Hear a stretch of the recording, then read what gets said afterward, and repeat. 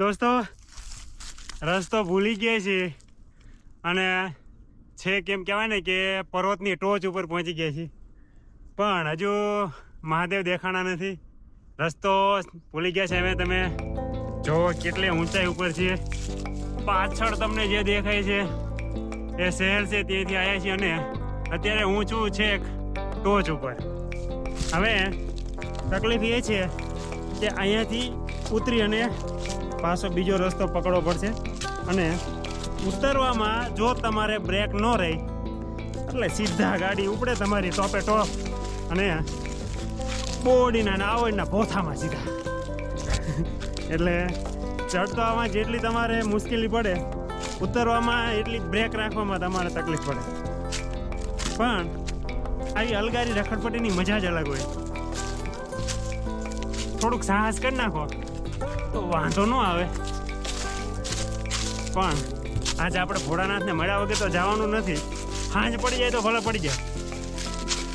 હવે જો ઉત્તરાયણમાં પતંગો ચગાવી છે ને કોકે, પતંગ કપાઈ અને કેટલી ઊંચાઈ ઉપર આવી છે, ટોચ ઉપર આવી છે. બતાવજો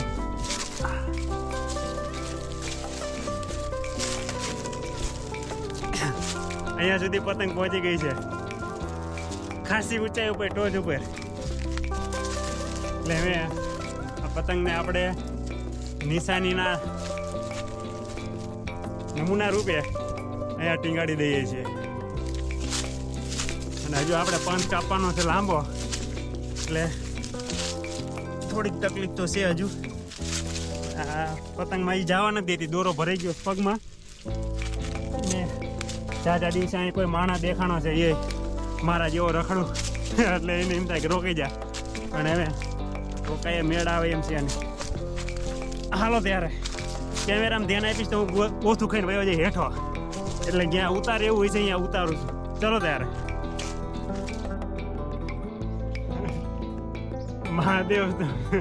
મહાદેવ સુધી હજુ ક્યારે પહોંચવું કંઈ નક્કી નથી, પણ હવે જંગલમાં ભટકીએ છીએ આત્માની જેમ.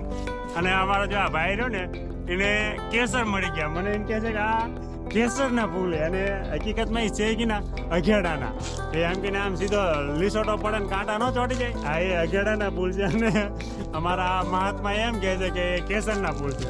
કીધું હાલ હાલ ભાઈ, કેસરના હોય તો આપણે પછી વેચી પૈસા વાળા થઈ ગયા. અઘેડો છે યાર. મહાદેવ તો હજુ મળતા જ નથી. આખો પહાડ ચડીને પાછા ઉતરે.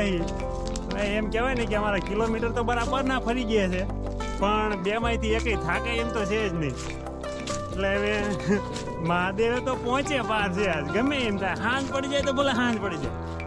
એ ભોળાનાથના દર્શન કર્યા વગર તો આ જવાનું છે જ નહીં. તો અમે જો અમે બે રખડતા હેલા જ આવી છીએ. અને થોડીક આશા તો છે કે અમે બહુ આઘું નહીં હોય, રસ્તો સાચો મળ્યો હોય એવું અમે લાગી તો રહ્યું છે. પણ જોઈએ અમે શું થાય. હર હર મહાદેવ. જો આ સરસ મજાની મોરપીંછ મળી છે, મોરપીંછ.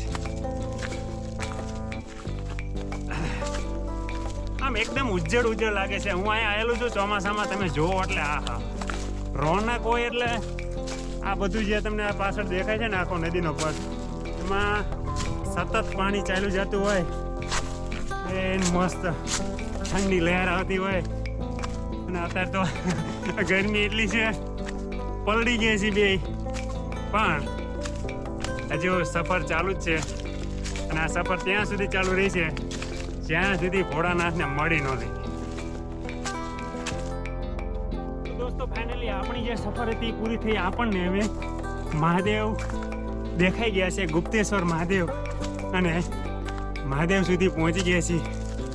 મહાદેવની કૃપા થઈ ગઈ છે. હવે ચાલો હું તમને દર્શન કરાવું કે હર હર મહાદેવ, હર હર મહાદેવ, બમ બમ બોલે, જય ભોળેનાથ.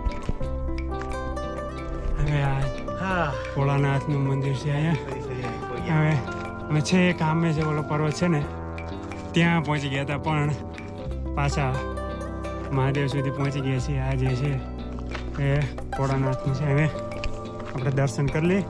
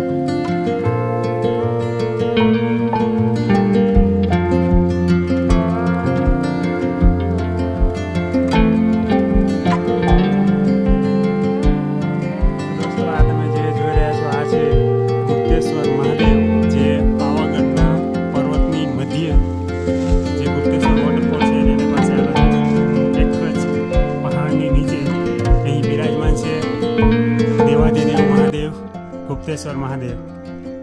તમને દર્શન કરાવી દઉં. અહીં જે છે ધૂણો છે અને અહીં મહારાજ છે અને આપણે હવે મહાદેવના દર્શન કરવા તમને લઈ જાઓ. તમે જે જોઈ રહ્યા છો આ છે ગુપ્તેશ્વર મહાદેવ, જે આખા પહાડની નીચે છે અને સ્વયંભૂ અહીંયા શિવલિંગ જે છે કોઈ સ્થાપના કરવામાં નથી આવી. પહાડમાંથી જ શિવલિંગનું નિર્માણ કરવામાં આવ્યું છે. અને આ જે છે એ ગુફા છે. ચોમાસાની અંદર અહીંયા ખાસું એવું પાણી હોય છે અને આ આખો જે પહાડ છે આમાંથી પાણી ટપકતું હોય છે. અને આ બાજુ બિરાજમાન છે મહાકાળીમાં. પ્રકૃતિના સાનિધ્યમાં બિલકુલ શાંત વાતાવરણની અંદર અહીં મહાદેવનું મંદિર આવેલું છે. આ બાજુ તમે જોઈ શકો છો આ જે છે એ પહાડી છે પાવાગઢની. અત્યારે ઉનાળાના લીધે થોડીક જે લીલોતરી છે એ ઓછી થઈ ગઈ છે, પણ ચોમાસાની અંદર અહીં આ આખા પર્વતની ઉપરથી પાણી ટપકતું હોય છે ગુપ્તેશ્વર મહાદેવ. જો આ જે છે એ આખું, તો દોસ્તો આ છે ગુપ્તેશ્વર મહાદેવનો જે આખો પહાડ છે તે, અને આપણે છે એના નીચે તમે જોઈ શકો છો. તમે જો મારો આના પહેલાનો વિડીયો જોયો હોય તો ચોમાસા વાળો સીન હતો. અહીંયા હું પાણી પીતો હતો. અહીં ઉપરથી પાણીનો ધોધ જે છે એ ટપકતો હોય છે સતત અને સતત, અને પછી અહીંથી જે પાણી જે છે એ નદીમાં જતું હોય છે. અત્યારે હું તમને દેખાડું કે તમે જુઓ તો આ જે આખો પહાડ જે છે એ ભીનો છે, એટલે ઉપરથી પાણી તો આવી જ રહ્યું છે પણ એટલા પૂરતા પ્રમાણમાં નથી આવતું કે અહીં ટપકી શકે. પણ હજુ આ તમે જોઈ શકો છો આ બાજુ જે છે એ કોરું થઈ ગયું છે, પણ આ જે છે એ ભીનું છે. તો અત્યારે સમય થઈ ગયો છે 1:30. આપણે 11 વાગે નીકળ્યા હતા, પણ કહેવાય ને કે રસ્તો આપણે જે છે એ ભટકી ગયા હતા અને બીજા પહાડ ઉપર જતા રહ્યા હતા, પણ આખરે આપણે મહાદેવના દર્શન કરી લીધા છે. ચાલો તો મળીશું બીજા વિડીયોમાં. હર હર મહાદેવ.